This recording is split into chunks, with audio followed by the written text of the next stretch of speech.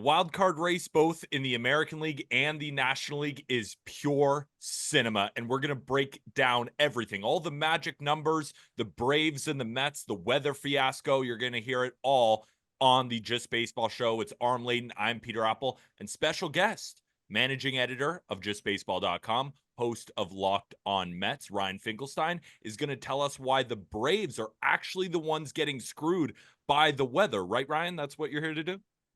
I'm going to say everyone's getting screwed by the weather in this case. But yeah, there's a lot of sides to this story. And 2 shows 1 week. I'm feeling very Yeah. popular, you know? You are very popular. You're That's in very the good at center of what you do. everything. And we're also going to end it with Aram's famous prospect report, breaking down the guys. I actually asked for this, Aram. I said, I want to know the guys who have been ending strong in the minor leagues now the minor league season is over. And it is all brought to you by BetMGM, the king of sportsbooks. Remember, folks, use promo code JustBaseball when you download BetMGM. Why? First bet offer up to $1,500. So what do? You download BetMGM, use promo code JustBaseball, deposit at least $10. And if your first bet loses, you'll get that amount back up to $1,500 back in bonus bets. It's an absolute no-brainer to take advantage. But remember, gambling problem, call or text 1-800-GAMBLER. Must be 21 or older. Terms and conditions apply. We'll start in the National League because, Fink, I can already see you. You want to burst through that camera on the other side in order to talk about this saga, Braves, Mets, the weather, the hurricane. What's going on? Well, I think for Mets fans, it's easy to get pissed off at the Braves at this whole situation, especially as the reporting came out yesterday from Joel Sherman that essentially Major League Baseball just deferred to the Braves. So for those of you who don't know what's going on, there's a hurricane that's going off the west coast of Florida and into Atlanta. And this has been on the forecast, very similar to 2 years ago, Mets Braves end of the season. There was a hurricane heading towards Atlanta. I wrote an article about it. We talked about it. It never ended up amounting to anything. The hurricane veered left and the series went off without a hitch. The Braves hoped that would happen again. It did not. So now Wednesday, Thursday got rained out. If the season were to end and Mets versus Braves mattered, those 2 games they haven't played, they will have to play a doubleheader on Monday.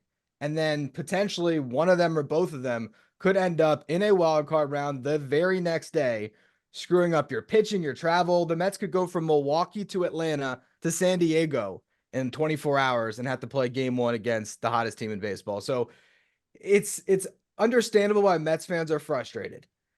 To really peel back the curtain on all of this, I want you to think about this from a Braves perspective, because there's a couple different ways they could have gone about this to avoid this issue.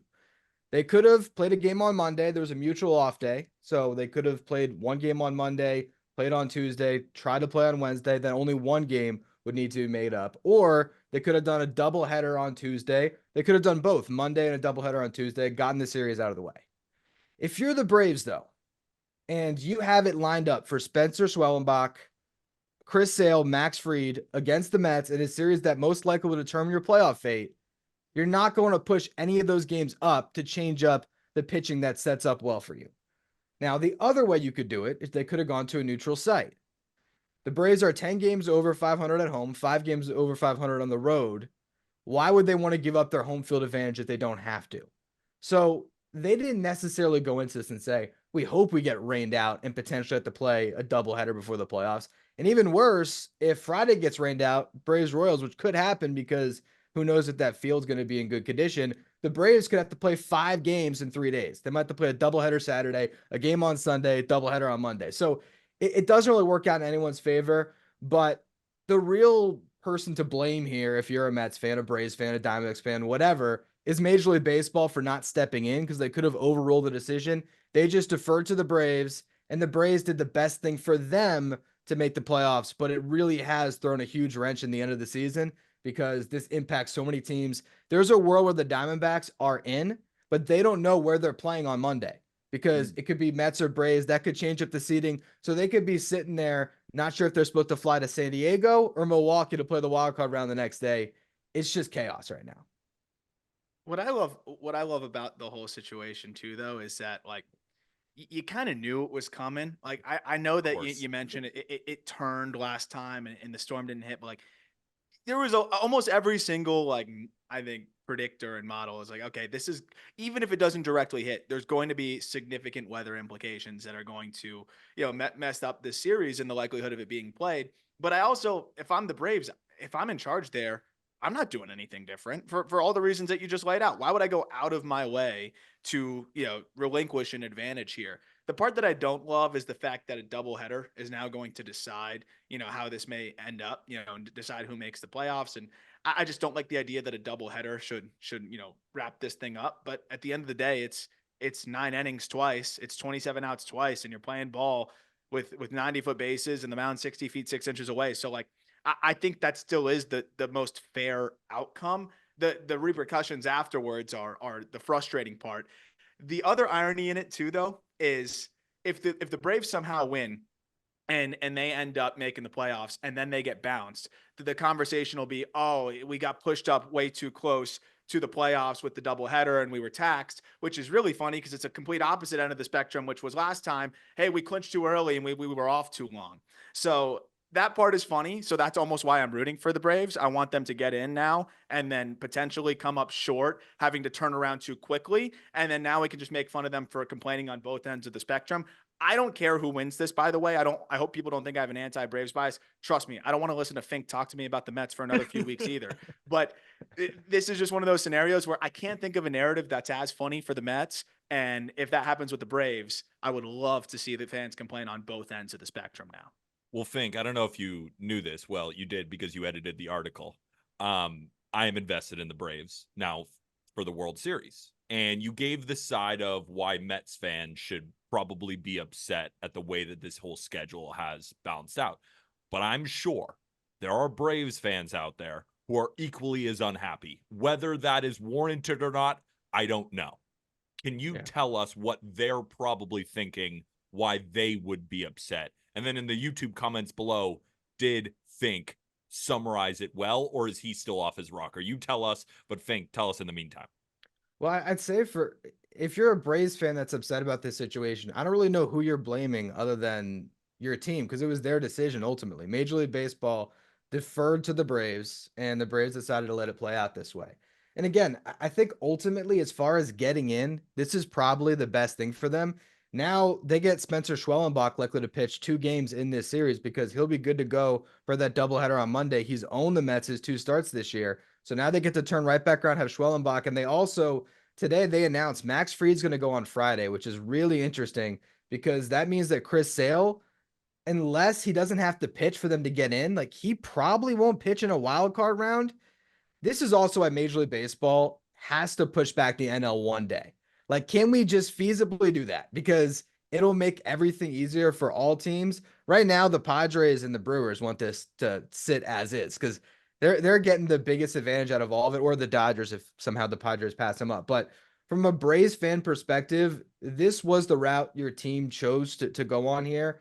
And they could be mad at the weather. I've seen some Braves fans upset because it came out about how the Mets refused to make up this game earlier than the end of this season. They didn't want to find another mutual off day throughout the year to do it. They wanted to wait until this series, but this was a series that was going to have 2 mutual off days, one on Monday, one on Thursday, 2 games played in the middle.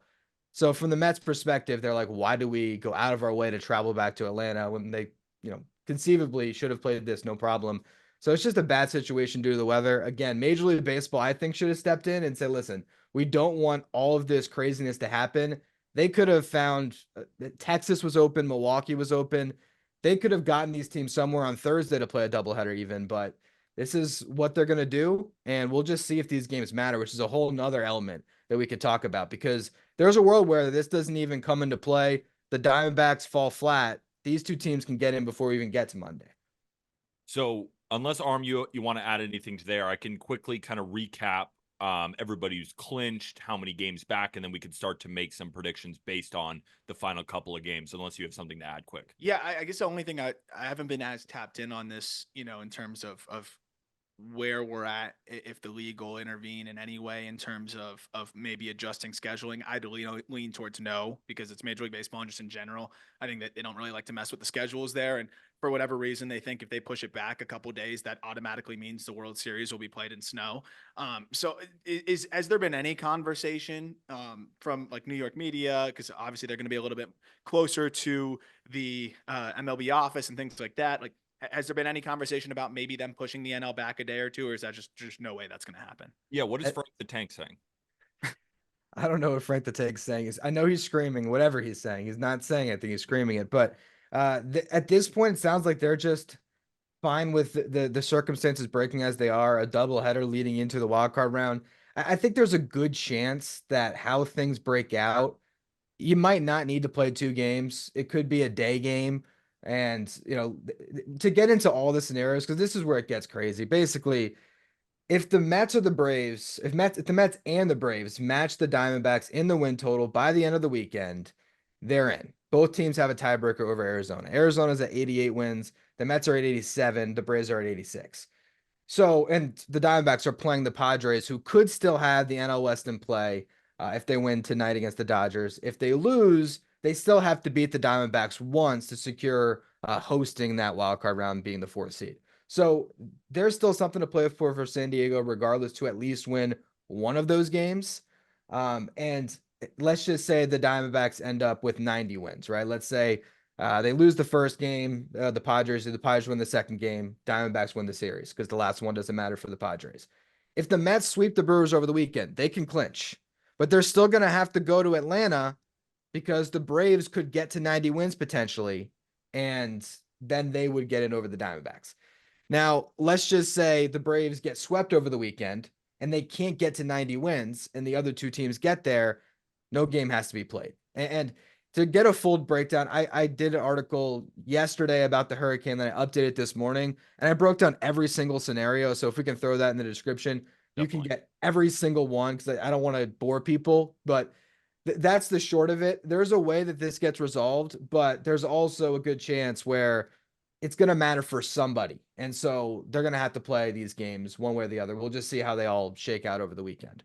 Perfect. And let's look at this weekend. So, overall, just to recap, the Phillies, of course, clinched the division win. The Brewers did as well. Now, the Dodgers, as we sit here today, have clinched the playoffs and they clinched the division with a win. They just need one more win over the last 4 games. The Padres, again, clinched making the playoffs, and they're going to try and take down the Diamondbacks in order to win the division. Peter, let me just cut you off really quick because I've been updating the magic number article every day, and this one's a little bit complicated too.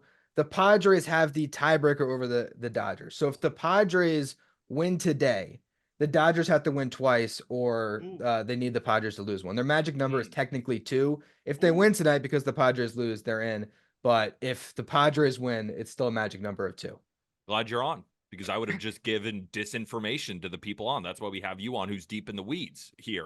My Yankees have already, well, we still have another game to clinch, but regardless. So the New York Mets end with 3 games against the Brewers. The Diamondbacks end with 3 games against the Padres. And the Braves have 3 games against the Royals.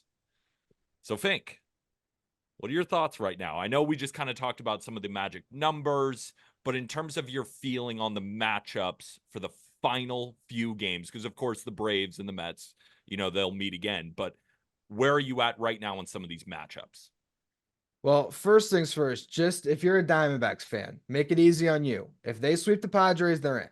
So that's the easy one on that front. For the Mets, again, it gets way more complicated. Same thing with the Braves. What I'd say as far as this weekend, Diamondbacks Padres is really interesting. If the Padres still have the division in sight the whole weekend through, I could see the Diamondbacks getting run over by this Padres team that just is on a roll lately. The Brewers series is interesting because on the surface, you would say they have nothing to play for.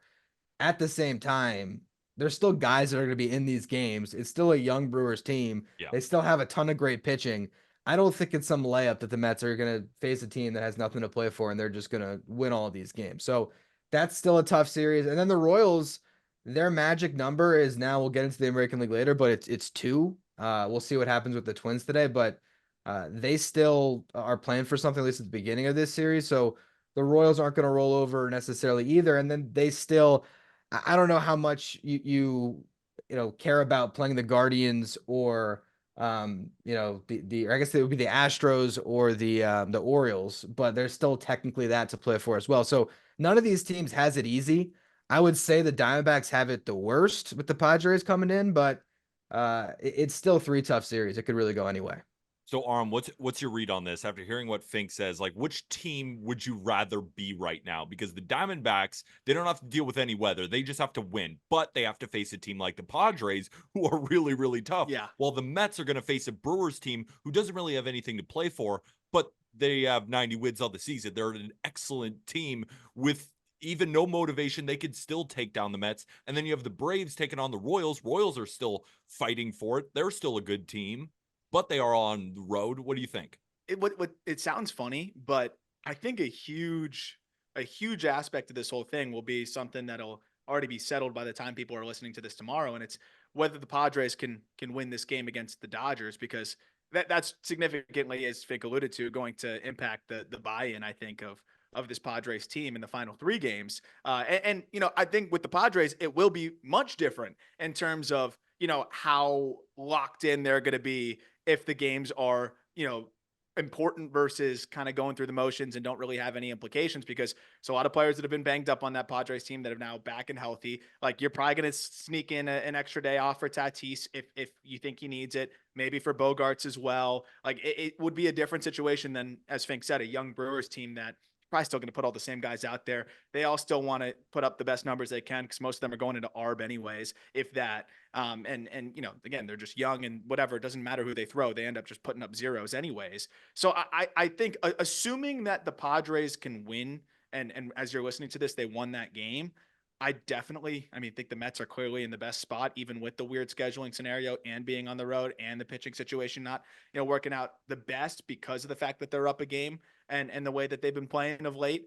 But even if the Padres drop this one, the way the Diamondbacks have looked of late, they went to Colorado, and I know Colorado plays a little bit better at home, but like, come on, you're the Diamondbacks and you always perform well there, and they're struggling in Colorado. Like, I think even a Padres team that is, not all the way locked in and pushing all the chips forward on winning the next 3 games can very easily play loose and still, I think, take advantage of the fact that the Diamondbacks are playing tense. And I just see a team that's playing very, very tense right now. So, again, it's hard to say that I'd rather be the Braves, who are a game behind the Diamondbacks, but I think the Mets are very clearly in the most comfortable spot right now. And comfortable is probably the wrong word, but relatively speaking, I think it's kind of the Mets, and then everybody else just trying to sort through it.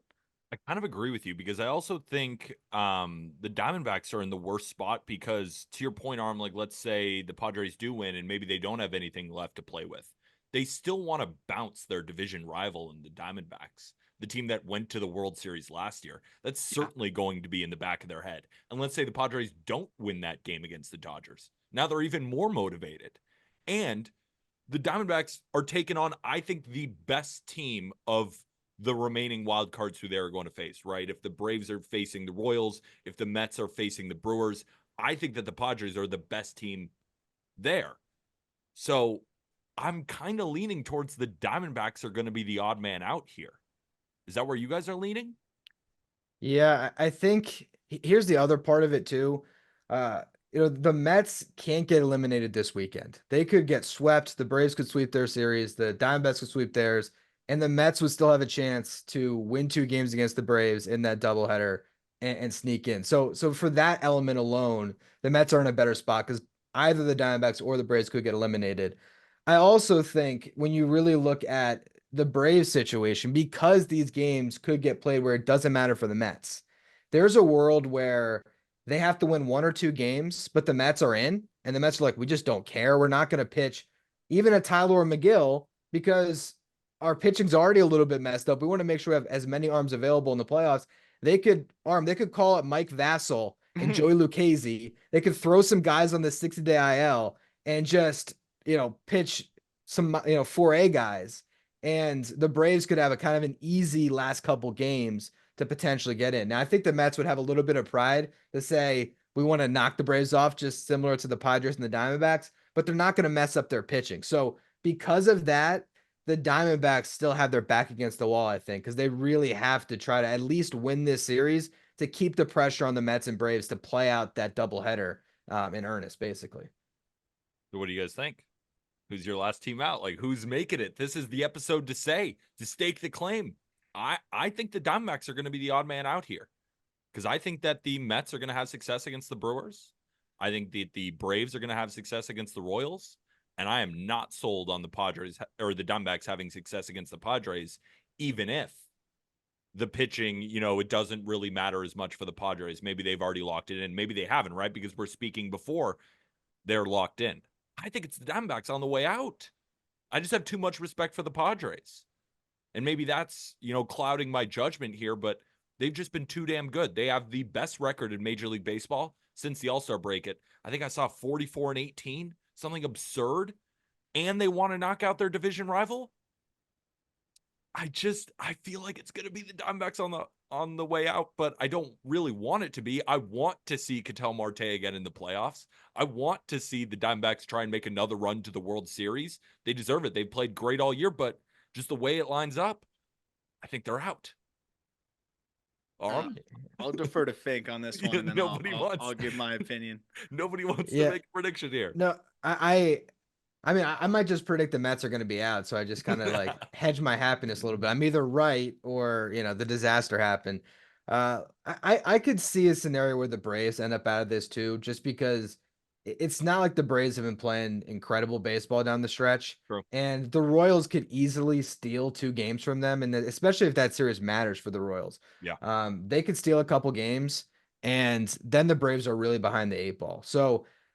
Again, I think the Mets are sitting in a really good spot here, but I will let you know the Brewers swept the Mets to open up the season. I don't know how many people care about sticking it to David Stearns or not, but that is another layer of that series. So yeah, it's wild stuff to finish off this year. Do you think in the back of Jackson Churrio's mind, he's like, I got to stick it to Dave Stearns? Yeah, Do you think that's what he's thinking that's about? why he's been playing so well the whole second half, so. I think. Got to show him.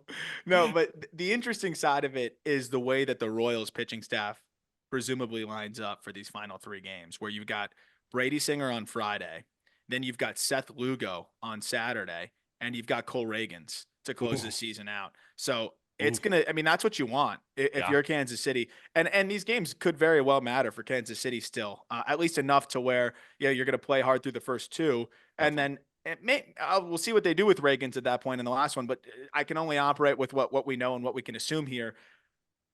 As much as I want to say that like the trends are going to continue, we learned the hard way counting out the D-backs last year. It's the same squad, and if you look at on a macro scale what they've done over the second half of where they've just been a totally different ball club, I think back at home for them, maybe it rekindles some of those feelings that they had and the magic that they had in the postseason last year and at the end of the season last year. And maybe they get something going here. I think maybe some residual effects of the doubleheader with the Braves, who are, have been banged up, have guys that are still just getting their feet wet from coming off of the IL. I'm going to lean, and I don't feel confident about it, but it's almost like fading myself. I think that the D-backs hold on and finish strong, and the Braves run into a little bit of a wall against Kansas City, but it's not like Kansas City's been playing good ball either. I still am going to go with the D-backs. I think they rekindle some magic back at home. Here's the reason why I'm still just a little bit more confident in the Braves. You lined up the pitching, and that's the Royals' best shot, right? Maybe outside of Michael Wacha, who just pitched against the Nationals. But regardless, Michael Wacha, Brady Singer, you got your 2 aces in Lugo and Reagans. I cannot get over the Royals' numbers on the road.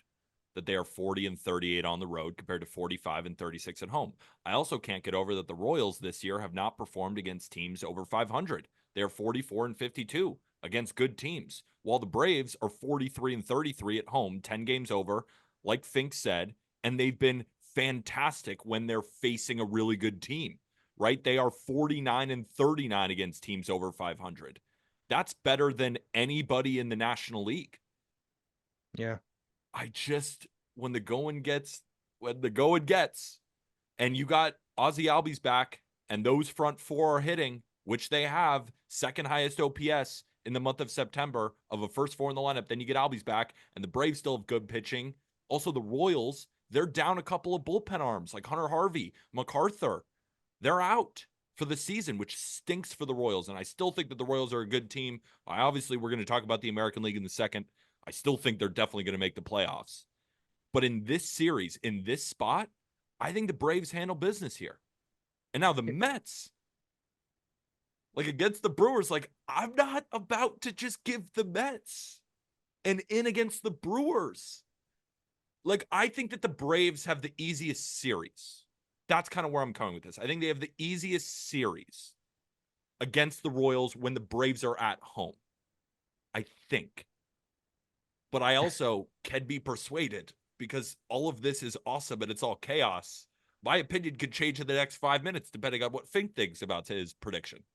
What I was going to ask you guys is, do you think the Braves are making the right move with Chris Sale? Because essentially what they sort of said today is they're going to save him for an elimination game. So they're going with Fried first. I don't know what that means after that. I don't know if that means Morton's going against the Royals next. I really don't know. But they're going to wait until they're facing elimination. In some ways, they could sort of set it up where it's Schwellenbach pitching the first game of a doubleheader. If that gets them in, great. And if not, it's Chris Sale in the second game. So like they're sort of saving him, and then theoretically, if you can win and get in without him, Chris Sale's ready to go for game one. But are you playing with fire, not just pitching him game one against the Royals, win the first game in hand, and then have him good to go for at that point game two of the wild card round if they don't move it back? Like to me, I don't understand why they're not just throwing Sale to start. I know the Mets are probably going to go Sean Manaea to start for the same reason, but it sounds like they want to just hold him back until they're literally facing elimination and then put their ace in there. I wonder if that's kind of a mask for the fact that they are a little concerned about how the velocity has dropped off. And Yeah. it's been a little inconsistent because like 2 starts ago, he was back up to kind of 95, 96. But, 2 of the last 3, and especially in the last start, he averaged 93 miles per hour with the fastball. Still very effective, but you don't know how he was maybe feeling after that start. Remember, this is the most innings he's thrown in a while, and he's got a pretty extensive injury history here. And by the end of his last start, man, like he was throwing some fastballs that were below 90 miles per hour. Like in the 5th inning, I think the first fastball, I'm looking at it now, the first fastball he threw to Ellie De La Cruz was 89.9 miles per hour. He threw another one to Luke Maile at 89.8. Still effective, can make it work, but I mean, it's a little bit of a different situation when he's down there. I think part of it is just getting him, as many days off. Because why would you want to take a pitcher out of his rhythm otherwise? He's already, the last time he threw was the 19th. So if you're saving him, that's going to be what? How many days off before he throws again? I mean, you said he pitched the 19th. Yeah. If he does, if he doesn't pitch until Monday, it'd be the 30th. So yeah, it'd be 10 days off in between. 10 days rest. Like I couldn't tell you the last time I don't even know if he could tell you the last time he did that. So to me, that says more about maybe what's going on with him. I don't like to speculate on stuff like that, but when you see a guy throwing 93 and at the end of his last outing, barely scraping 90, and then the Braves all of a sudden are very comfortable getting this guy, the most rest he's ever gotten. I think it's like, aside from actual injuries, that is a little weird to me. So I don't really like that at all. And even if he is 100%, I would want to keep him on his regular schedule. He's the Cy Young winner this year. Why would you, if it ain't broke, don't fix it. Go get the win when you can get it, and have him throw the way he's been throwing all year long, which has been every 5th day. So I don't love that. And I think the only reason that they would want to do that to me is either 1, overthinking it, or 2, and the latter being, something's up. Also, Arm, just to further your point, I'm thinking back just of all the times that this could ever happen, or in the playoffs where a pitcher is moved to another day in order to, make that elimination game. When has that ever worked? I feel like after that's over, that team tends to lose. And then we're always talking about, well, why didn't they throw Chris Sale in that game? You never know, right? You never know what's going to happen in the next game. You have to win every single game. So I disagree with it. The only devil's advocate I'll play here is if you're going to move off Sale, I like that Fried's back in there.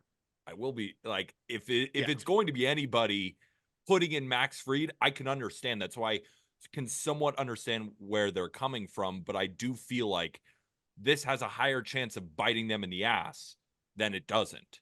And if I'm the Braves, I don't want to take the higher chance of it biting me in the butt. So that's kind of where I'm at on that.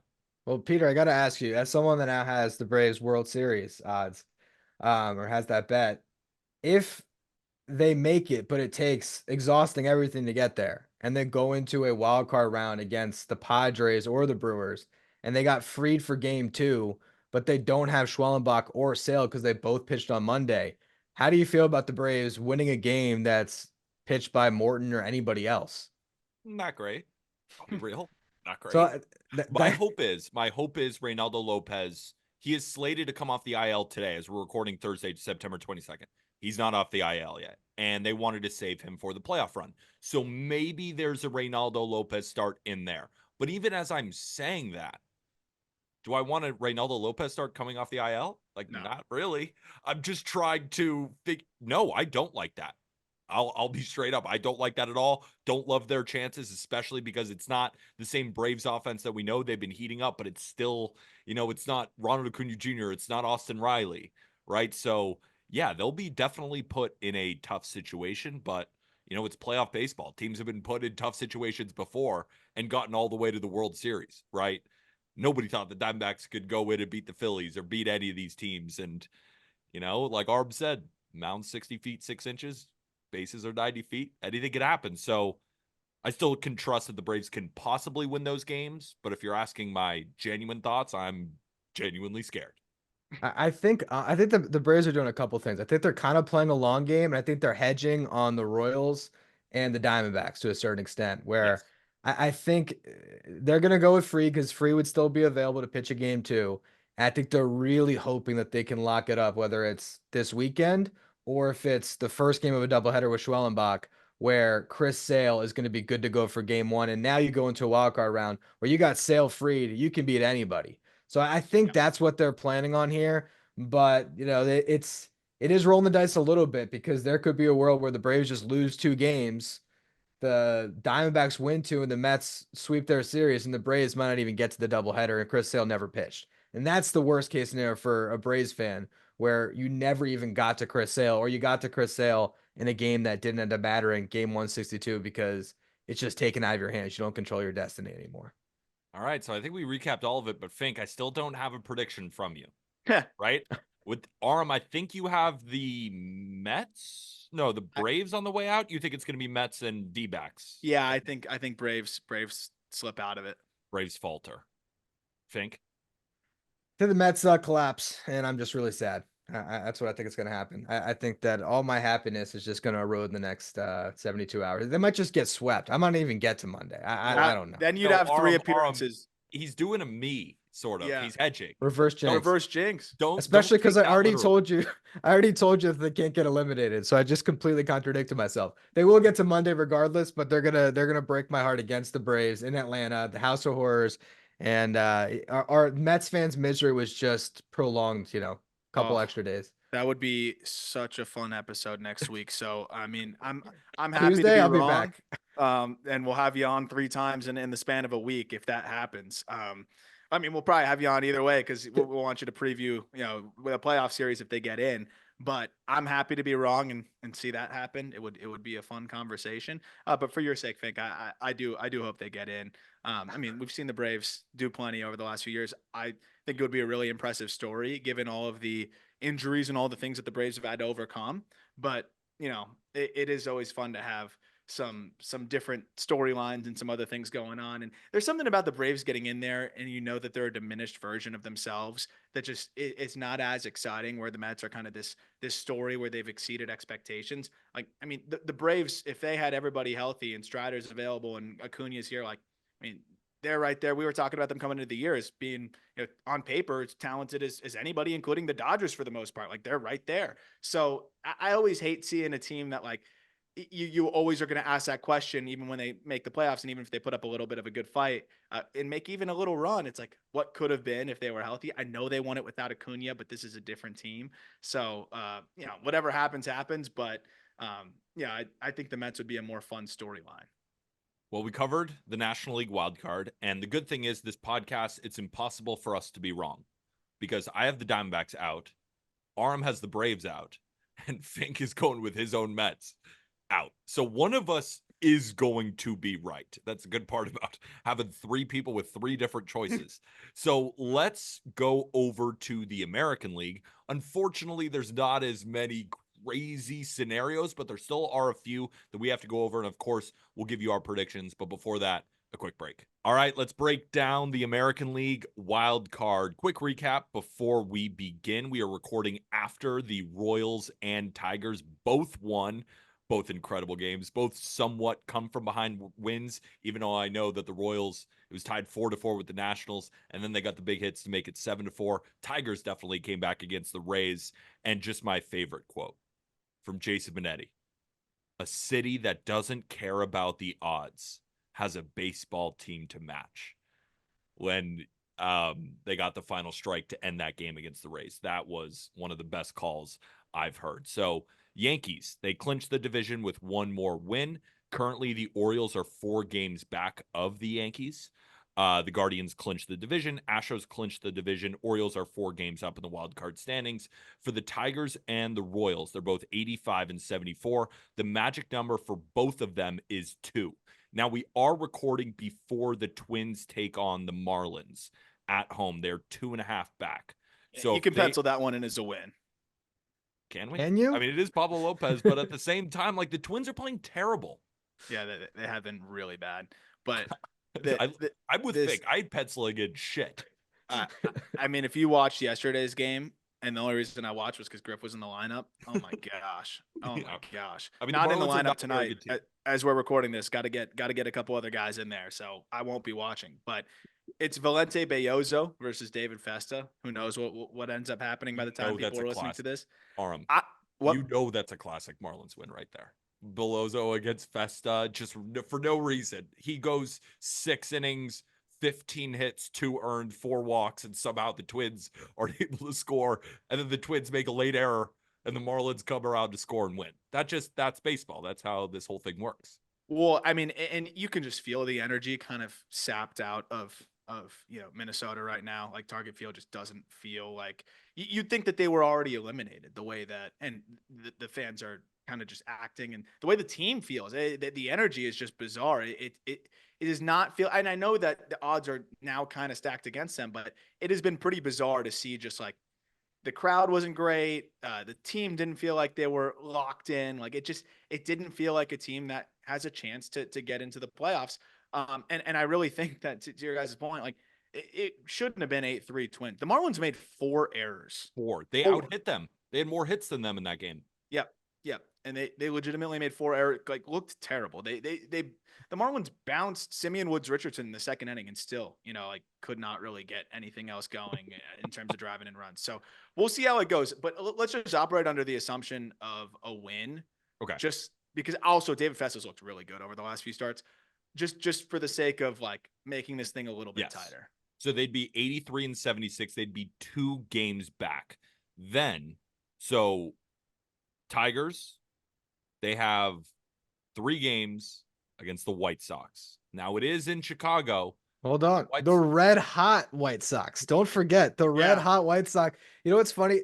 On Monday on our editor's call, I had pitched this idea. Should we do a story on how the final series between the Tigers and White Sox could matter for both teams? And I was like, that's stupid. They're going to lose.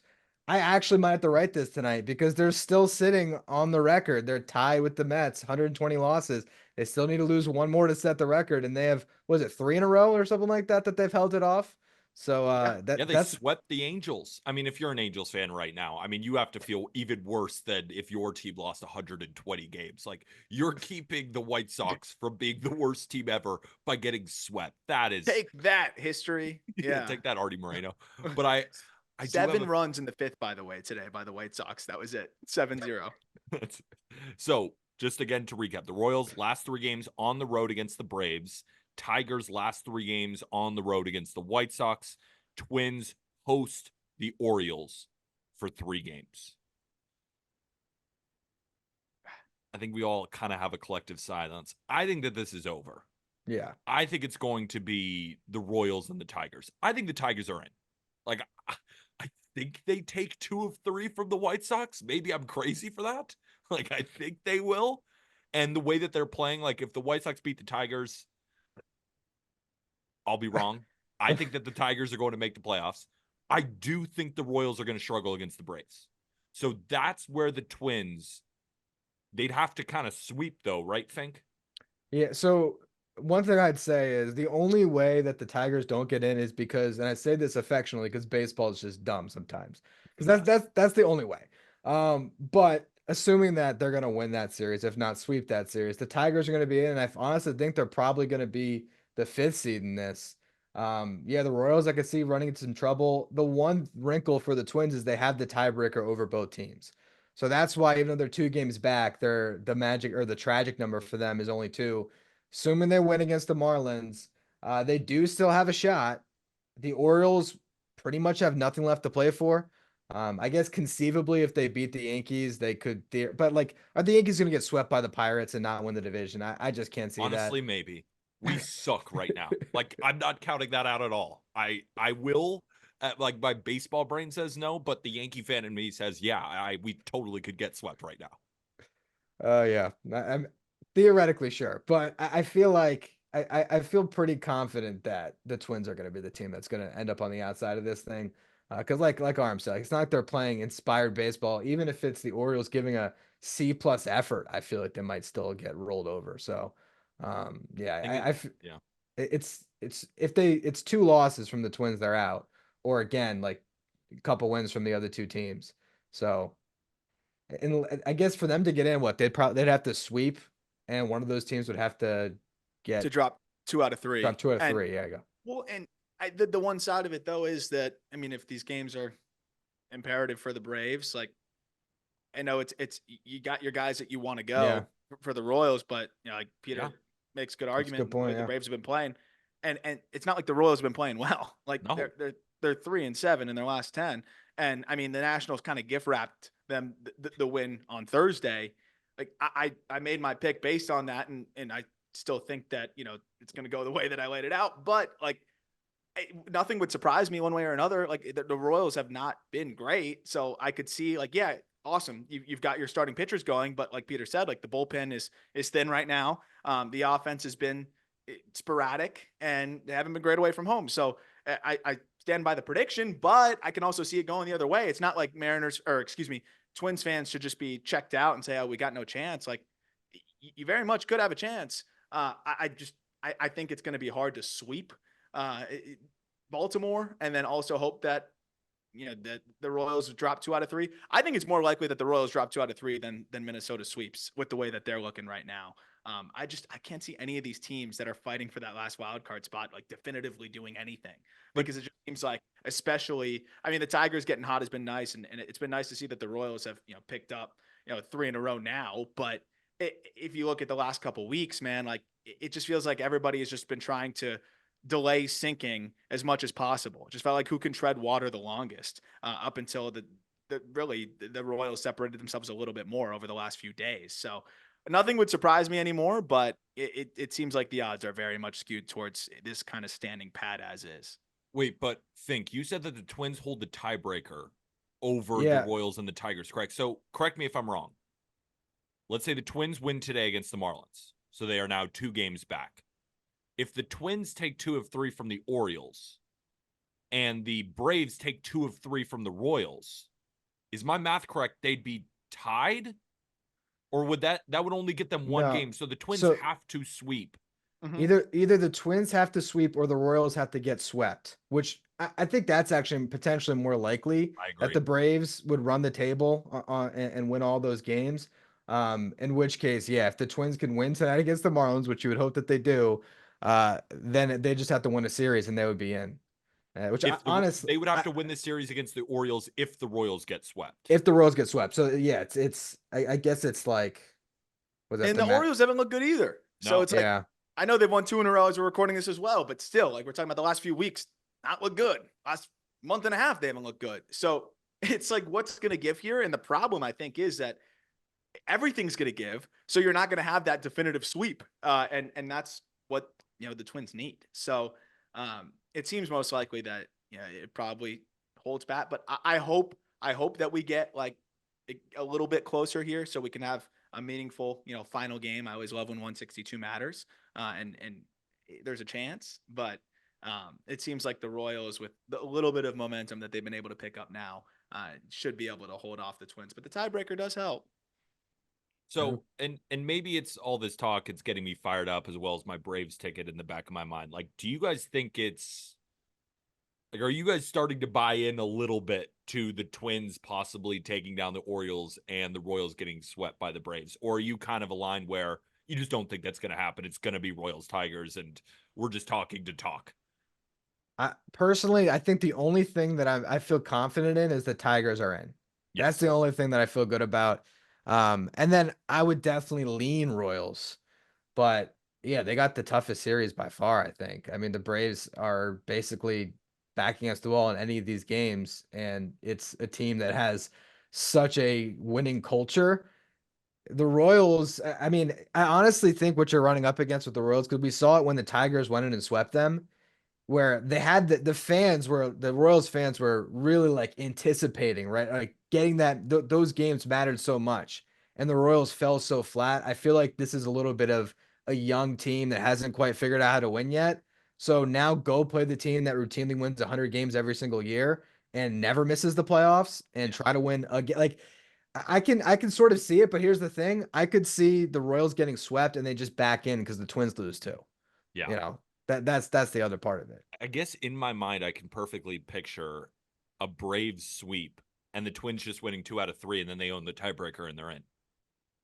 But they It's lost to the possible. Marlins on this Thursday night game. Yes. Yeah. So they don't That would get be it. the best. Valente Bellozo masterclass, and this is all a moot point, anyways.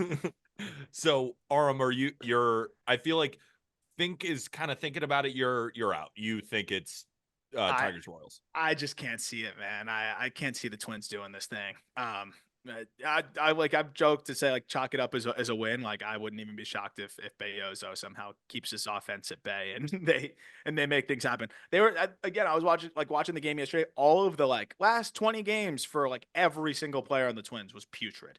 It's just been really crazy to see. So, I mean, I just find it so unlikely that assuming they also have to win this one tonight as we're recording this, and then they've got to win another 2 out of 3. So they're winning 3 out of 4.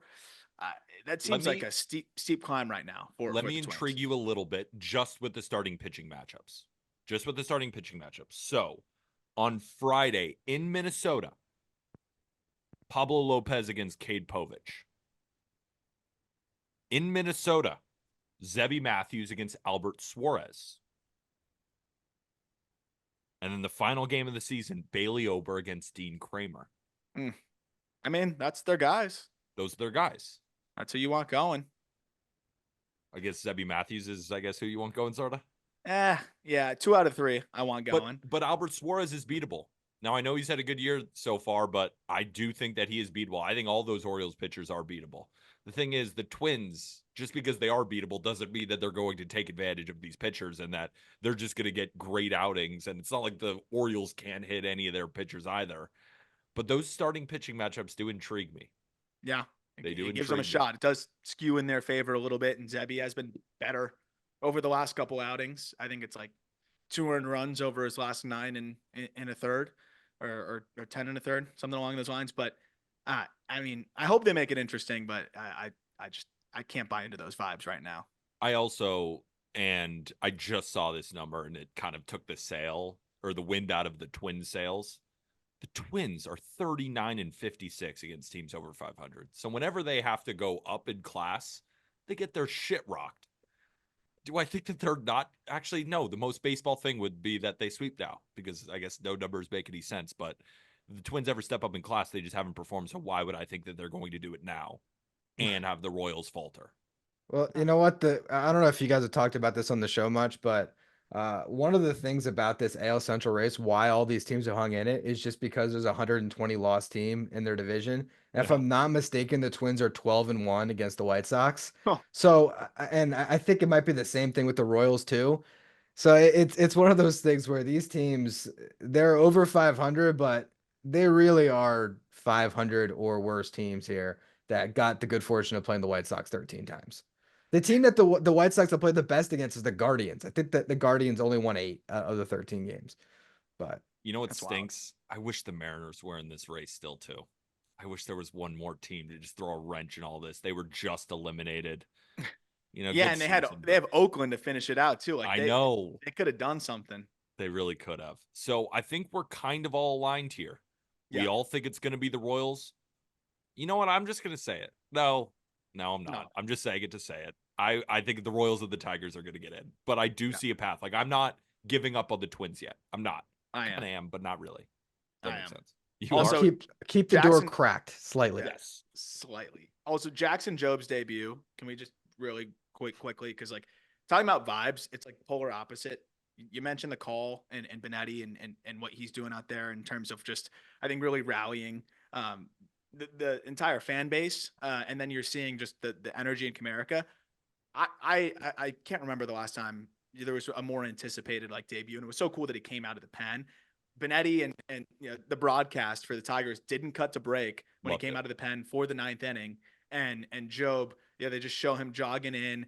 Everyone in the stadium knew the magnitude of the debut that they have the best pitching prospect in baseball, and he's about to come in and make that debut. And he comes in, and you could just feel the electricity. You could see how excited he was, and he goes in and just shuts him down 1-2-3 for the most part in that last inning. Like that was, I guess it was one guy got on, but he got screwed because he should have got the double play, Yeah. and then he ends up getting out of it anyway. It's like that was electrifying, and I don't know what kind of role he's going to have. They're going to be able to petition to have him on the postseason roster, so they could stretch him out, they could use him in relief, whatever. But I just think it's invigorating having him in there and just injected more positive vibes into a team that didn't even really need it right now.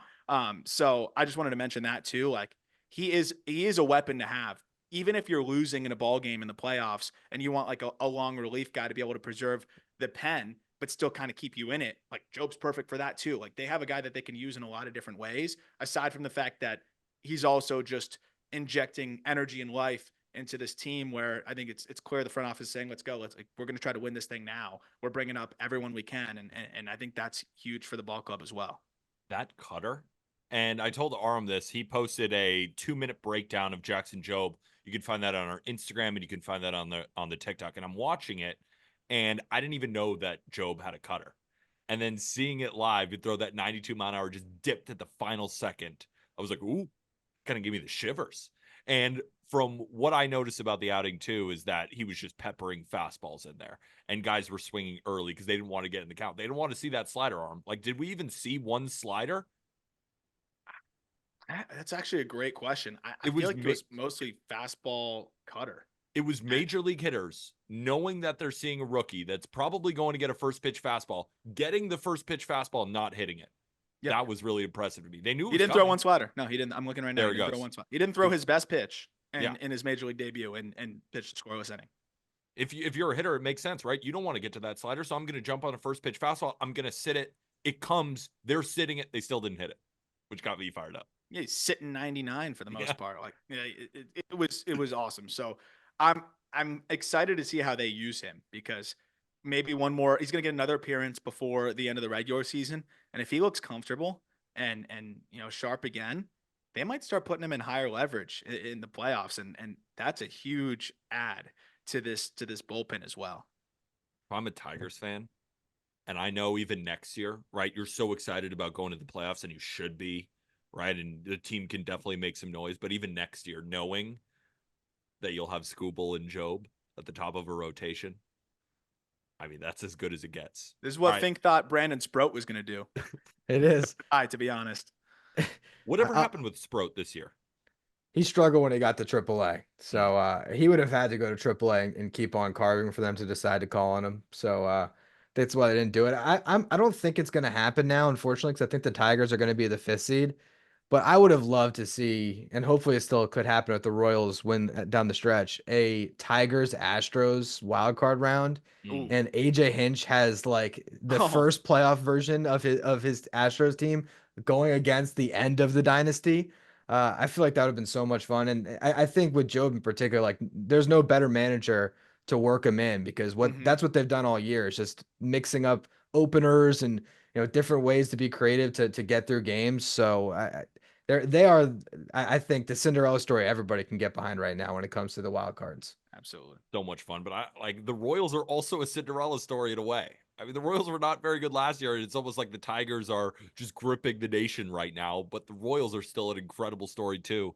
So Arm, we ready to get to our prospect report? Because I think we recapped everything, all the different scenarios. We all made our predictions too. We're all boring. We like the Royals and the Tigers to be the last two in with the Orioles, and then we're all different in the National League. I have the Diamondbacks being the last one out. Arm has the Braves being the last one out. And I'm not truly sure if Fig truly believes that it's the Mets on the way out, but it's actually good for the podcast now that one of us is going to be right. So, Arm, it's time for your famous prospect report. Who have been the minor leaguers that ended the season really strong that you want us to take a look at? Yeah, it's fun because I think there's some names that maybe we haven't discussed as much on some of the other prospect reports. So let's fly through them. More hitters than pitchers, especially down the stretch, but some interesting arms as well. Start with Spencer Nivens from the Royals organization. Went absolutely nuts. 5th-round pick in 2023. Not really a highly regarded prospect, but now I think he's really ascending throughout that system as a guy that might be able to just outslug the EVs. Last 30 games, corner outfielder, by the way, 361, 422, 798 slash line, 13 home runs. He's literally allergic to ground balls, only a 23% ground ball rate in that span. So, a guy that may not light it up exit velocity wise, but can just backspin it and gets it in the air to the pull side. And I think can kind of be one of those, again, outslug the EV guys. Alan Rodin, another outfielder that's very underrated. I've probably been too low on him. When we did the Blue Jay system, I got some pushback on that. And I think the people that pushed back were right. Rodin has had an amazing year. Outfielder that's contact oriented, but starting to tap into more impact. His final 30 games of the season at AA and AAA, 375, 453, 643 slash line, 17 extra base hits, only 19 strikeouts and 14 walks. A name that you'll definitely be more familiar with. Roman Anthony, who's arguably the top prospect in baseball. We'll see where he lines up on our top 100 update. Of course, Red Sox organization. This guy, 20, 21 years old, like to do what he has done this season. To do what he has done across high A, double A, and triple A at his age is absolutely absurd. And in his final 30 games of the season, slash 375, 503, 571, 31 walks, and 28 strikeouts. So he was 503 walking OBP. north. 503. Yes. What? As a 20-year-old in AAA, a 503 OBP. And the craziest part is we were talking about like Bryce Harper and his homerless streak, right? Where it was kind of crazy to see that. And yet, even in that homerless drought, he was still incredibly productive, had like an 800 something OPS. Roman Anthony had an uncharacteristic homerless drought for the final 20 games of the season. He actually did not hit a single home run in the final 20 games. He still slashed 343, 489, 457 in that span. So, like, even when he's not homering, he's incredibly productive. But mind you, this guy has some of the highest EVs in minor league baseball already. I do think he's the top prospect in baseball. Wow. Gino Groover, D-backs prospect, who they took in the 2023 draft, has really come on strong after being hurt for a lot of the year. Final 30 games for him between high A and double A. I thought he'd run into some trouble in double A, has really handled it well. Third baseman that has going to need to hit for some more power, I think, to be able to hold the position and not move over to second. And he's been doing that. 296, 379, 565 slash line, 7 home runs, 15 extra base hits. He doesn't strike out much at all. Really good approach. 14 walks and 17 Ks in that span. Josue DePaula. I'm waiting for him to tap into power. Dodgers prospect, top 20 guy for us. I know we're the high guys at just baseball, and DePaula, outfielder who has so much power potential and already has crazy EVs, but it's been more contact over power, and he's still been incredibly productive between low A and finishing out the year now in high A. 322, 470, 433 slash line. 24 walks in 30 games with just 15 strikeouts. If this guy starts tapping into the power, he's going to be a major, major problem. 2 more guys on the offensive side. Matt Shaw, the Cubs, he's going to, I think, be part of the reason why Nico Horner is going to be shopped this offseason. And his finish to the year, I think, only solidified that. He can play second. I think they kind of given up on the third thing a little bit. So I think even more reason to have him in the middle infield. Final 30 games in AAA for their first-round pick in 2022, 2023, 330, 423, 607 slash line, 7 home runs, 16 extra base hits, 15 walks, and 24 Ks. He can run too. Like, he's a great athlete. The combination of hit and power is scary, and I think he's going to be part of their plans to start next year to tap into more power, and we'll see what they do with Horner. And then Rangers prospect, one of my favorite names in minor league baseball, Abimelec Ortiz. He has gone What's nuts. that first First name? baseman, Abimelec. Abimelec. What a name. 351, 456, 675 slash line in Double-A over his final 30 games. Actually, final 25 games, he homered 10 times. What? 16 extra base hits, nearly as many walks as strikeouts. Real quick on some arms. Wait, who does he play for? Ranger system. Ranger system. And just to give you a breath of fresh air, Fink, isn't this awesome? We do this. Yeah. We do this a lot. I just sit here and just listen, and I'm like, what's he slugging? What's his OBP? And I just learn. It's awesome. I'm having a fun time. You? It's probably the editor in me, but I'm literally looking at like I want to see if I can spell Abimelec. I'm trying to find who this guy is. Try it. Oh, I missed. Let me try. Abimelec. ABAMELIC. Not even close. Abimelec. Abimelec Ortiz. What's crazy is he hits the living piss out of the ball. Again, 10 home runs in 24 games to close out the season. He didn't strike out much either. 17 walks and 21 strikeouts in that span. That's a 16% walk rate, 19% K rate, and it's power to all fields. Can really run into him. Colton Gordon, the Astros may be spawning another interesting arm here. Lefty, funky, and just finished the year dominant in the PCL, which is really hard to do. 5 starts, a 1.71 ERA, 26 innings, just 6 walks and 29 Ks. The funk and the feel for the secondaries that has really developed, I think, can make him either at the very least a guy that can get lefties out. But now it looks like he's solidifying himself as a potential back end of the rotation starter. Guy that's also solidified himself as a potential starter for the Reds. Former first-round pick by the Twins, traded over to the Reds. Chase Petty. Last 4 starts of the year, including 2 at AAA, he has looked like a much more finished version of himself now. 24 innings, a 1.88 ERA, a 0.75 whip, just 6 walks and 22 Ks. Seeing him pitch to weak contact has been a really nice development because the fastball used to get pillaged, and he's just had a disgusting slider that he has just dominated with. But now he's turned into a much more complete pitcher, getting weak contact in the air, picking his spots well to try to get guys to chase, and just pounding the zone. And that's been something that, I think is shown in the confidence now that he's having in his stuff. And the fastball, by the way, in that span, averaged 97.5 miles per hour. Last 2 arms, Michael Morales in the Mariners organization, they needed another arm to pop up. They've got one here. Just turned 22 years old, and he really succeeded in the Texas League. Final 5 starts of the season, 28 innings pitched, a 1.93 ERA, which is a Double-A. That's really impressive, having just turned 22. Doesn't walk anyone. 28 strikeouts, 3 walks, and a good feel for like 5 different pitches. Last but not least, I think one of the most underrated arms in the minor leagues, especially down the second half of the year, Jack Perkins in the A's organization. His final 6 appearances, which included 2 postseason starts at Double-A, Texas League, very hitter-friendly, 38 innings, a 1.18 ERA, 51 strikeouts, and 11 walks. This guy gets crazy vert on his fastball, creates a really tough angle for hitters, and he was getting swings and misses like crazy at the top with it. This is a guy to watch that I think could be part of the A's rotation next year with the way that he finished the year. So look out for Jack Perkins. Really nice finish. So here's what frustrates me, Fink. So I do the prospect report all the time with Aram, and by do it, I mean I sit here and listen. Maybe 3 times, and he's probably done the prospect report 100. He's mentioned Yankees, and I was listening. Well, Fink's on the show. Is it just a me thing, right? Maybe he's not bringing up Yankees. No Mets when you're on here either.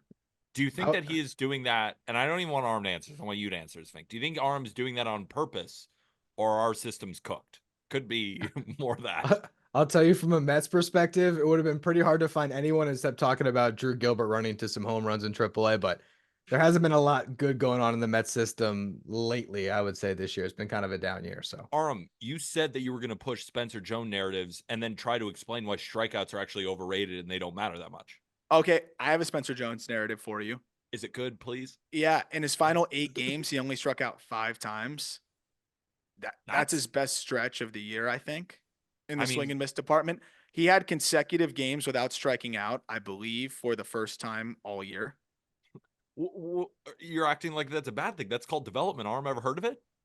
Yeah, just in the final 8 games, he fully developed, and that's now what I'm saying. He's ready to go for next year. And now, wait, how about playoff run? Call him up. Why Verdugo Dominguez? Just petition, get Jones up there. Jones is ready. I think he's ready. You know what sucks about Dominguez right now? Guy cannot play left field defensively. He has stunk out there. And that's like bringing in Alex Verdugo back. Do you know in Alex Verdugo's last 15 plate appearances, he's recorded 17 outs? Do you know how insane that is? That's a crazy You know how insane? He is a double play machine. He gets up with runners on base. I'm like, please strike out. Please. Like, he's a double play machine. And then on the other side, Dominguez cannot play left field, and his bat hasn't come in. So Yankees got a problem in left field right now. It's tough. Well, Spencer Jones could be on the way. Really had a saying. nice finish to the season. We need somebody. So, Or do you just slide Judge to left and play Dominguez in center if he's better out there? I don't know. I don't know. We'll have to see, but probably not. Hopefully everybody appreciated and loved this episode. If you did, we would appreciate it if you rate and review on Spotify or Apple Podcasts, wherever you listen to your shows. 5 stars, the best way to support this show, as well as hitting that subscribe button on YouTube, hitting that like button as well, and go get yourself some Just Baseball merch. Of course, I'm rocking it. Arm's rocking it. Fink hates the company, I guess. Pulls a Jack McMullen, doesn't wear merch to the show. Go get your merch. Some.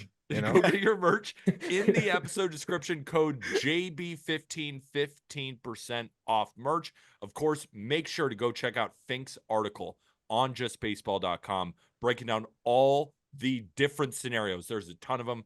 Fink's doing an excellent job breaking all those down. Again, that's linked in the episode description. Fink, feel free, plug anything. Locked on Mets. What do you got? Yeah, that's all else I got here. Locked on Mets every single day. If you want to follow whatever happens with this run, you can find me there.